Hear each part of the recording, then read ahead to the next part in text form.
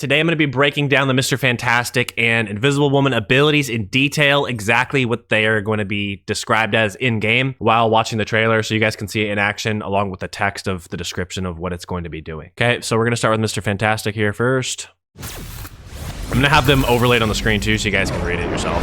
So this is his stretch punch.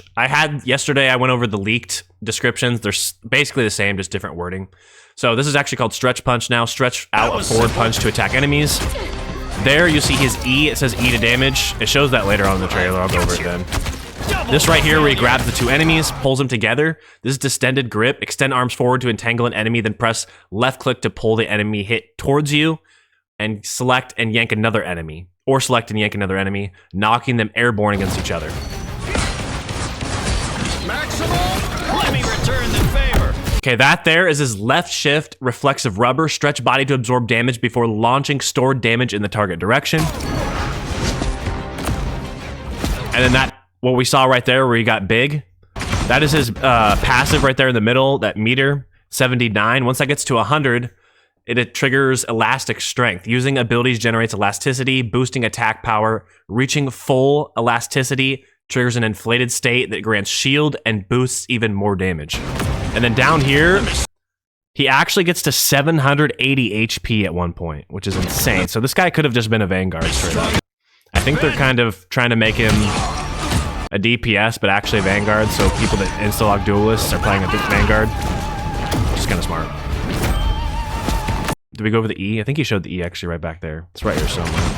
Right there, where he grabs him and pulls himself towards him. That's his E. So that is called flexible elongation. Gain a shield, select a target, and dash towards them, dealing damage to enemies and granting a shield to allies. So you're giving shield to allies with that, which is crazy, dude. I'm as strong as Ben. That's probably why I got to 780 HP. I'm loving the dad bod mode. And then right here is going to be his ult. And that's called Brainiac Bounce, leap upward and smash the ground. Slowing enemies within range, can leap again upon landing a hit. And leak description said up to 6 times. I don't know if it's still up to 6 times. It doesn't say that now, though. 6, so I guess it is still 6. I don't know why they took it out of the description, but... A rousing success. Good to know. All right, well, that's his full breakdown. I also forgot to go over his team-up ability down here, which is his C ability. So it's called Wedded Harmony. The Invisible Woman taps into her powers, channeling psionic might to fortify the entire Fantastic Four team. So it looks like this will apply to the other members when they join as well. This formidable force bolsters Mr. Fantastic, granting damage resistance. Once activated, they can continually generate bonus health, making up for lost health with each passing moment. So this guy has so many abilities that's going to keep him alive, it's actually ridiculous. So he's got his C ability when you team up. He's got increased health when you use your passive and get that to 100. He gets a shield when he uses his flexible elongation E ability, and then he also can reflect Iron Man's ult back with his shift.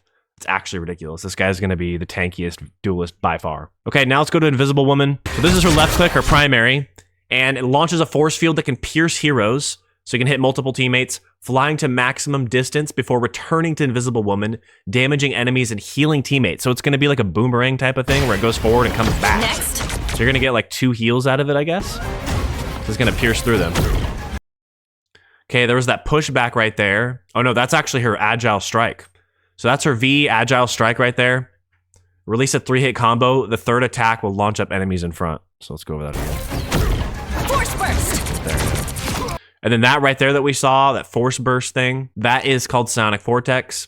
Gather Sonic Energy and then cast it upon hitting a target scene or pressing the left shift key again. It erupts into a Psionic Vortex, continuously drawing in enemies and causing damage. So it's kind of like a black hole type of thing. And then here's that E. If we pause it right, you can either launch outwards or launch inwards. So you can push them forward or pull them towards you. That's her Force Physics ability. Manipulate Sonic Energy to push or pull enemies in front of you. Clear the way. That's going to be crazy for off-map kills. And then this is her shield ability called Guardian Shield. Generate a force field and shield in front of a selected ally. The shield can block damage and provide healing over time to nearby allies. Enemies that pass through the shield are slowed. You have no clue how long I've wanted to do that, Namor. And it looks like it has 300 HP on the shield. You have no clue how long I've wanted to do that, Namor. Also, for all the people that would give me hate for calling him Namor instead of Namor, She just said Namor, so suck it.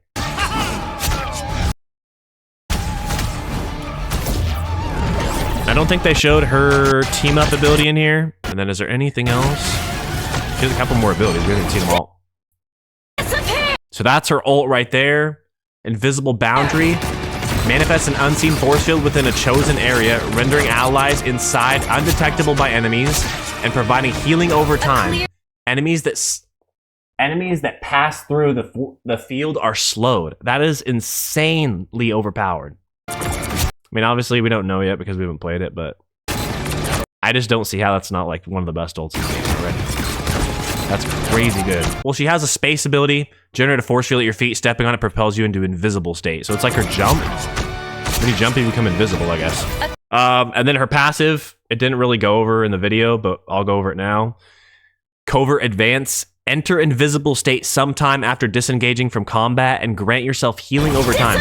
So if you're damaged, you can just leave the fight for a few seconds, it seems like. And you get healing over time and become invisible. That is just crazy. She's never gonna die as long as she can keep getting away.